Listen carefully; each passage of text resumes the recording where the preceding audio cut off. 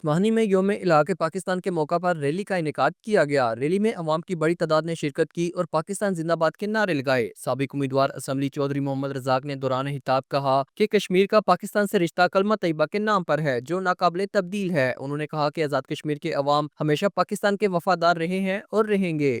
ہم ہر سال یوم تجدید عہد اس بات کی کرتے ہیں کہ انشاءاللہ ہماری منزل پاکستان ہے اور خطہ کشمیر کو آزادی انشاءاللہ ملے گی، اور اس وقت پوری دنیا کے اندر کشمیر ایک فلیش پوائنٹ بن چکا ہے۔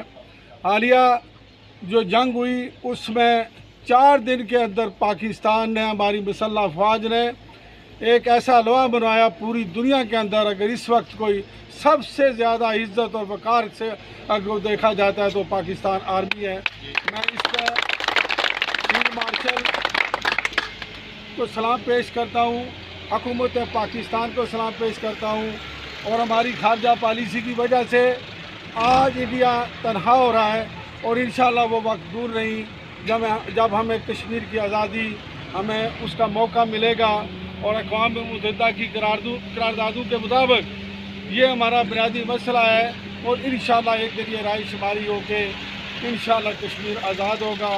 مقررین کا کہنا تھا کہ ریلی کا مقصد 19 جولائی 1947 کے تاریخی فیصلے کی یاد دہانی اور پاکستان سے وفاداری کے عہد کی تجدید تھا۔ مقررین نے عالمی برادری سے مطالبہ کیا کہ کشمیریوں کو حق خود ارادیت دلانے کے لیے عملی اقدامات کیے جائیں۔ Kamran Khan, JK news, اسماہنی۔